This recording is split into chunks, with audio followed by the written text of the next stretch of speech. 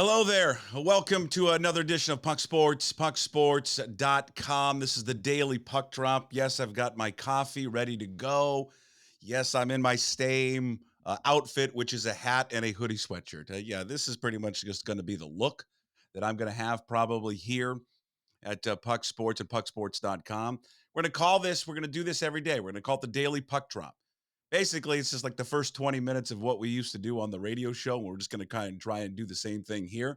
So now that we're doing this in a podcast form, we probably need to get to the sports a little bit sooner than we normally used to do, where it was, let's just screw around for about 20 minutes or so, and then we'll get to the sports. Probably have to get to the sports right away.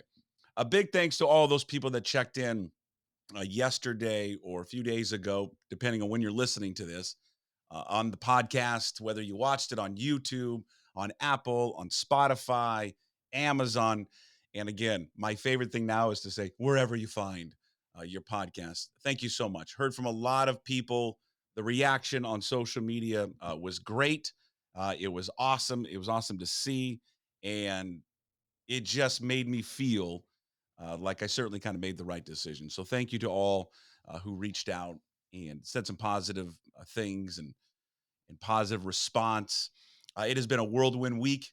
It's been fun. It's been exhilarating. It's been nerve wracking. It's been sleepless nights, but it's been fun, and it certainly has made me really appreciative of you, the listeners, because you all have, I don't know, supported me and supported even Jim, and it's been great to hear and see and positive response from what we've been able to do on the website and how it looks. And I want to give just a big shout out real quick.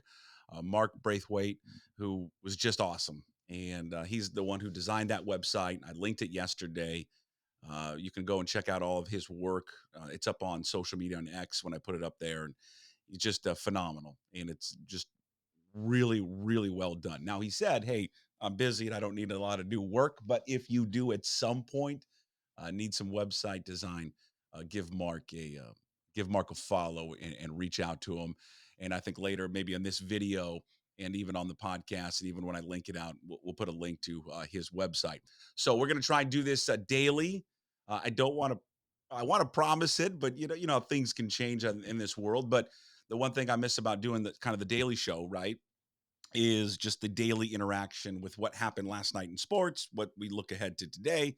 So the daily puck drop that we'll do every single day, in addition to all of our regular guests that are going to be coming on this program, which will start in earnest next week.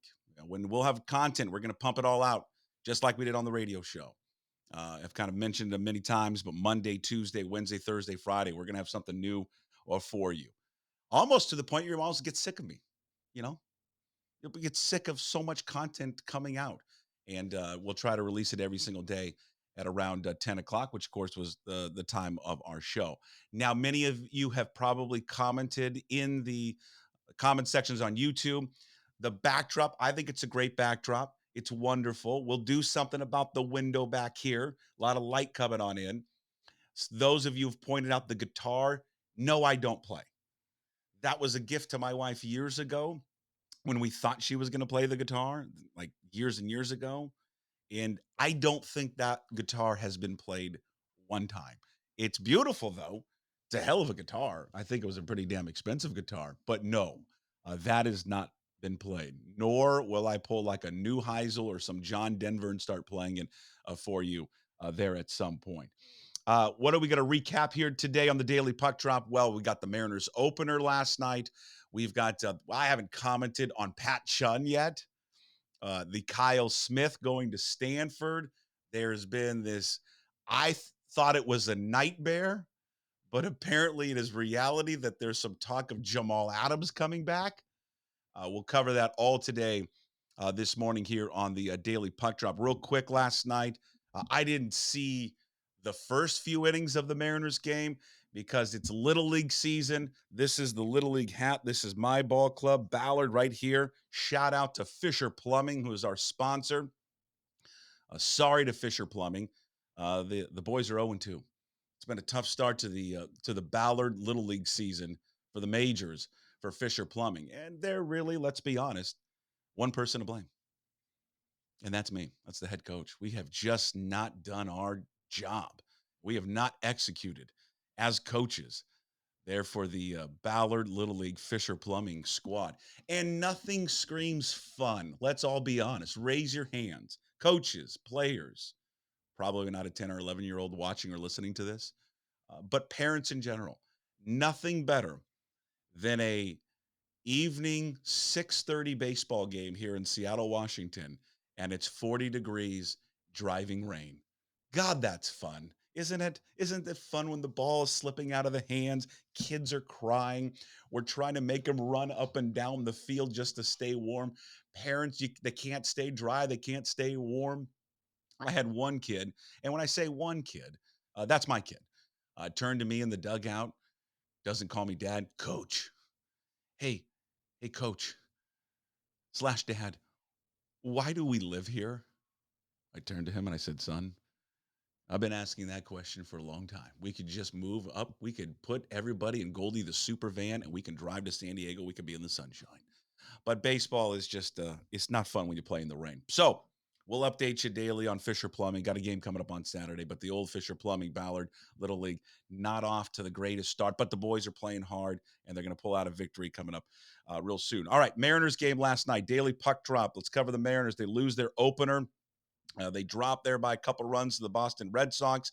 I think the highlight of the evening for me, going back and rewatching it, is that damn flamethrower guy. What the hell was that thing at the beginning of the game? The guy with the trident spinning it around?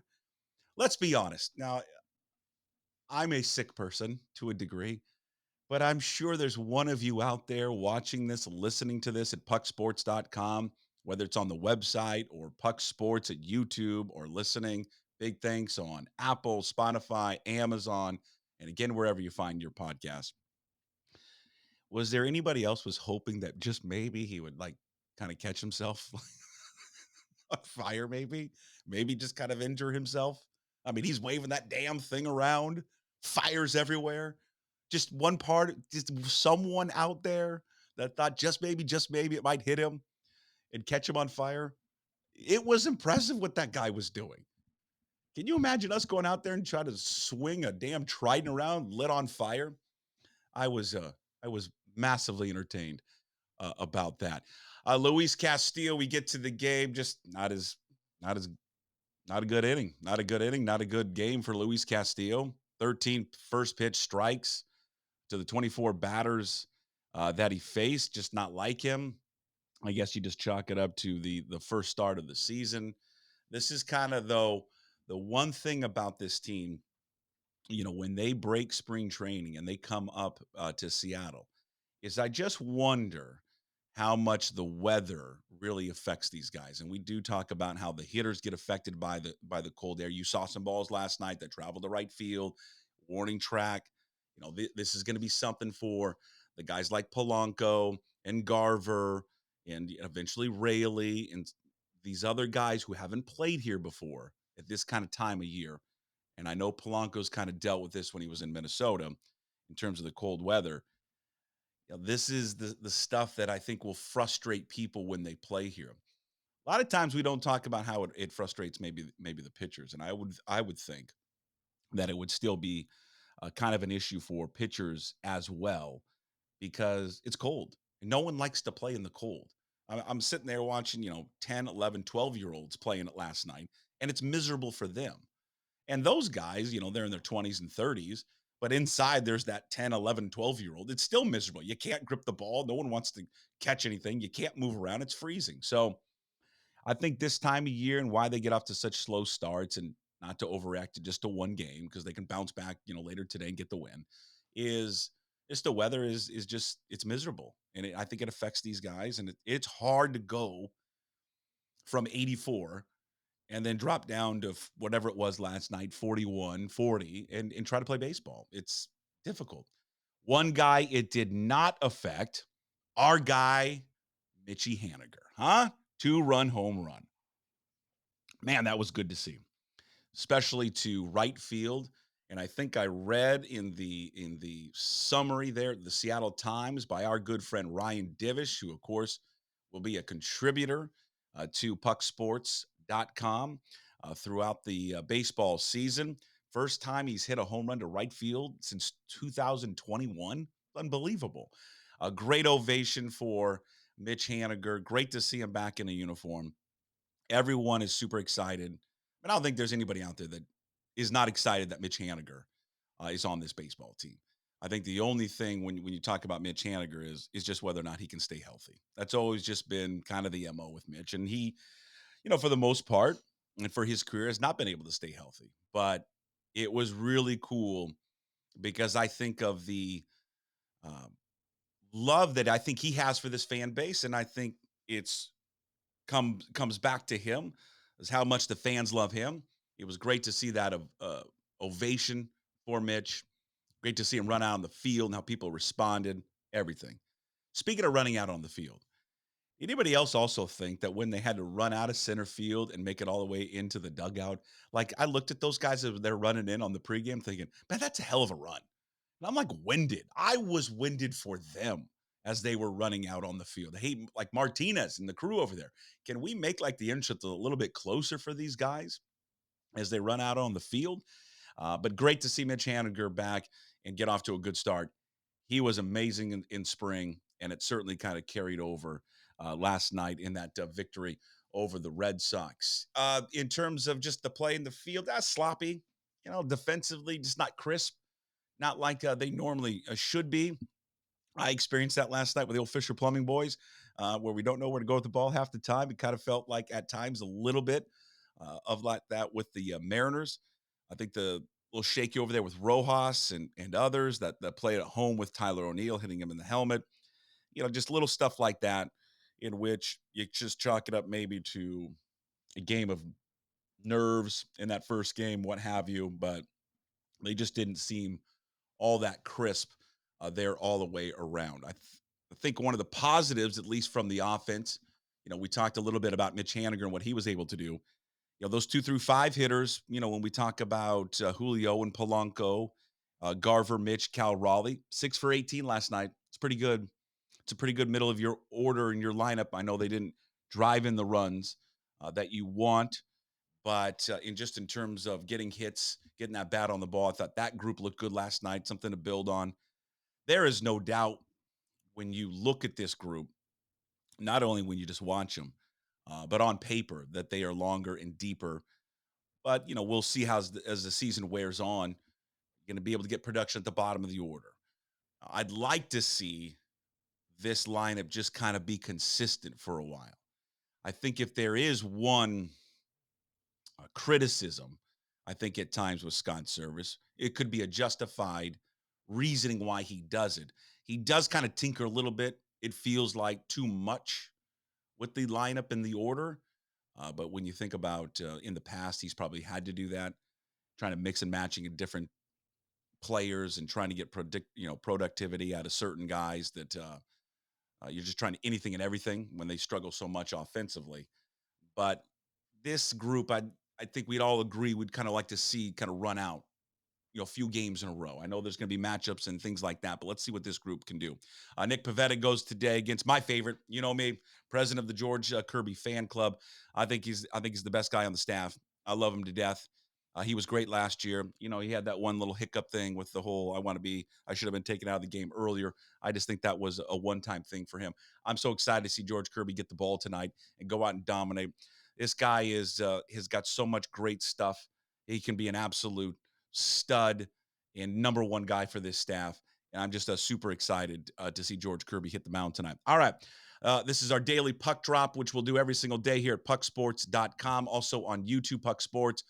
Follow it, rate it, like it, subscribe, please, to pucksports.com or Puck Sports on YouTube. And also follow on Spotify and Apple, Amazon, wherever you find your podcast. We appreciate all the support that we can get. And the Daily Puck Drop, we'll do it every day, and we'll release it at 10 o'clock there in the morning. So expect about, 20, 25 minutes of me just ranting, normally in a hoodie and a hat. That's going to be the look, I think. I think one day we'll get a Puck Sports hoodie with the promise to be better motto. Would you buy that? Simply Seattle. Maybe you could be a part of it. You never know. Again, the guitar in the background, not played. Okay. Not played at all. The shrine over here, wonderful. You can see the Coug helmet. You can see the Mariners back from 1995. That's the actual from the main press box. Isn't that beautiful? At some point, we'll take the camera and I'll show you the art that my buddy, shout out to Mitch Spear, did. If you can see it in the background, that's Jordan's last shot against Utah, game 6 NBA Finals. That guy is a hell of an artist. Should have been an artist, Mitch, by the way, if you're watching and listening. Let's transition off the Mariners real quick. Pat Chun to UW. You son of a, you know what? I know I can swear on here, but good God. I mean, F you. Honestly, F you. Just pound sand. There are a lot of jobs that you can take. And he wanted the Ohio State job and still wants the Ohio State job. And when the Ohio State job comes back open and he wants it, he's going to take it. Now, again, it's Ohio State. So if he leaves, if you're a UW fan watching and listening, if he leaves UW and goes there, then you're like, okay, it's Ohio State. But when his quote yesterday was, "This is not the Big Ten school we thought we'd be at." But the reality is the good Lord works in different ways. So that's the job he wanted, and he didn't get it. I know what the animosity is from Cougar fans, and I hold it. And I know from a Washington perspective, you're saying, well, you're being petty. Well, yeah, of course we're being petty. Of course we are. But I mean, I can just tell you from what he said behind the scenes and what he said publicly about that university, what he said publicly and behind the scenes about that school president, Anne Marie Casse. He sat in a courtroom in Whitman County while he was being sued by that university that in which now employs him. We've talked this whole week, right? Loyalty, character, perspective has kind of been kind of a big theme here in the last week or so. I mean, this guy is the absolute anti of all of that, all of it. And I know when you hear this or see this, you say, well, you're bitter and you're angry. Yeah, well, yes. I always knew, and most Coug fans knew, he was going to leave. Everybody. We in Ohio State, we all thought was going to be the job. But I think to bail on a university that gave you an opportunity, that gave you an opportunity for the first time to be at a major school to be an athletic director, and the first chance you can get, you leave, but you leave to a school that had a major part in the destruction of West Coast football. Not all of their fault, but had a major part. And for a president that had a major part in it, that right now had a good hand in destroying kind of where you're at, Wazoo, Oregon State, as an athletic department. To do that and to stab, I think, that university, that president, that fan base in the back. I don't know. I think it's one of the more, I mean, maybe I'm being too dramatic, and I probably am. I think it's one of the most disgusting acts I've ever seen. And I don't know Pat all that well, and he's a good AD. All right. I don't know the relationships with the coaches. I have no idea. I don't talk to those coaches. I don't know what his relationship was or was not like. I know there's been some stuff with the volleyball coach when she left. I'll just The volleyball coach has her own kind of personal things. So I don't know how much I want to put much stock into what she feels and her dislike for him. But I mean, she was a coach that was not on board with the whole school mandate, and she was a Nick Rolovich fan. So I don't really care about her all that much. But Pat, there are places you go to, and I think Coug fans would stomach it more if, let's just say, they're still in the same conference and nothing else had happened and transpired. I think people would be like, okay, that's fine. But not this, not going in this direction with which he went in. So Pat Chun, pound sand. I hope he finds nothing but regret and disappointment. Kirk Schultz, who he released a statement or had a quote at Coug fan. To be honest, the relationship probably won't, as long as I'm president and she is president, ever be quite the same. That was his quote about Anne Marie Casse, who, again, the most important thing you need in a state is the two presidents of the major schools to be on board together, and they clearly are not. Quickly, Kyle Smith goes to Stanford. Not unexpected. I had a conversation with John Canzano about a month ago, and John had heard, I think, had heard that this was going to be an opportunity for him, that this would be an opportunity for Kyle to go to. And Stanford and everything that Stanford represents, the school, the university, the education, and then also with their autism department. People don't know his son has autism and it's world class. So his son can get world class care. He made a decision that was best for his family and made a decision that helps them out. And I think we all can understand that. From a basketball sense, we'll see. They don't play in good front of good crowds. They're going to be traveling across the country, the ACC. But I did kind of, when he brought this up, and I didn't think about it. The education, I shouldn't say the education, but the fact that he's going to a school that really doesn't involve themselves all that much in the NIL. I think that that's going to be a big part for him because he doesn't have to deal with that and he doesn't like dealing with it because people are going to go to Stanford because they want to go to Stanford and that's what they want to do. Also on the podcast and YouTube, can you hear that? That's in the background. Can you hear? Looks like somebody's like doing yard work or lawn work. That's the boys at Synthetic Turf Northwest right now that are installing the brand new turf in our backyard and the three-hole putting green. Big thanks to Mike and Rob and everybody at Synthetic Turf Northwest for putting that in. It's going to be installed today. I'll shoot some video, post it later on the website at pucksports.com, and we'll see if I can actually become a good putter. But congratulations, Kyle Smith. I hope he knocks it out of the park at Stanford. He's a great coach. Wish him the best. Too bad to see Winsue and Miles Rice in the transfer portal, but not unexpected. And all the best to those guys if they decide to leave. I know Jim Shaw's been mentioned as a candidate at Wazoo. I don't know. I'd like to go in a different direction, not because I dislike Jim Shaw. I like the idea of the head coach there at Eastern Washington, David Riley, 62 and 38 at Eastern. Young, energetic team, plays hard. Back-to-back Big Sky championships. Seattle kid with Seattle roots. I'd like Wazoo to kind of go in that direction. Finally, Jamal Adams. Really? We're contemplating bringing this bum back, this wanker, and I can say wanker, Rob, because now we're on a podcast, so I can say it. Jamal Adams, please say no. Please, for the love of God, say no. This is not happening. Please say Mike McDonald is just kind of making this stuff up, and this is not going to be a reality. He said, "quote We love Jamal, and if it's the right opportunity, I think we would jump at it." But it hasn't been like this long form conversation about it. But he's a guy that we respect a ton. And again, if it's the right opportunity for us and the right opportunity for him, I'm sure we'd be interested in doing that. Oh, please no, please God no. No, no, no. And if you are, I got to find the guy that used to do our Jamal Adams impersonation because we will put something up on the website soon that's going to allow you to leave those comments, those voicemails, if I can call them voicemails still. Leave it there, and we will play them later and have like a special section for all that stuff that we'll release every week. But I need to hear from him, please, for the love of all good in the world, do not bring him back. I don't care where they're going to play him at. I don't want to see that guy on the field. I don't want to see him put on a uniform ever again. I'm so done with that guy.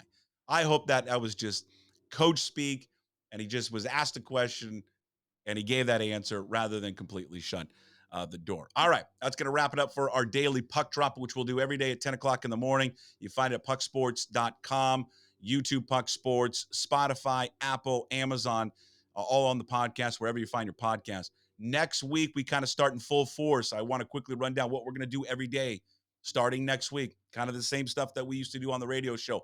Mondays, kind of baseball heavy, in addition to our daily puck drop. Jim Duquette, MLB Radio, Sirius XM, brought to you by Flat Stick Pub, flatstickpub.com. Follow them on social media at Flat Stick Pub. Great place to go, work events, your kids, your family, ladies' night, guys' night, Flat Stick Pub, flatstickpub.com. We'll do We'll have a conversation with Jim Duquette on Mondays. Bill Kruger is going to be with us on Mondays. Root Sports, Rise Above Foundation, a foundation near and dear to Bill's heart.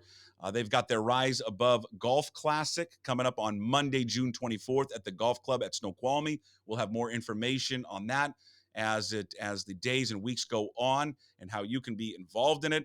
Tuesdays, we box out for the great John Canzano. JohnCanzano.com. Bald Face Truth, 750 the game. We'll talk next week about Pat Chun, Kyle Smith, everything that's going on in the world of college athletics. And since now we're on a longer platform, we'll kind of even go out further and bring up different topics with John. But John's just an awesome guest and really appreciative of what he wrote about this situation, my situation, up at johncanzano.com. If you haven't seen it or read it, go to johncanzano.com and give it a read. Wednesdays, Brad Adam, Root Sports, brought to you by John Howie Steak. Will join us to talk a little baseball. He looked freezing cold last night there during the pre and post game. You can visit John Howie Steak for the best dining experience in the city. Family, friends, clients, John Howie Steak, johnhowiesteak.com. Big thanks, John.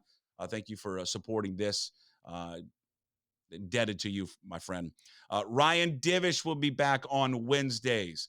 Seattle Times, where he brings his sunshine and joy. We're still looking for a sponsor for Ryan. We can't get a deal with Crown Royal, but we're trying to. But if you'd like to sponsor Ryan, give us a shout. There's a contact tab up there at pucksports.com if you are interested in advertising with us. Check out his podcast, Extra Innings, Adam Jude, Larry Stone, on Apple, Spotify, and wherever you find your podcast. Thursday, we will chat with Rob Staten, Seahawks Draft Blog, brought to you by Superior Linen Service. Visit suplinen.com. You could also follow them on social media at superior_linen. Check out Rob's work on YouTube.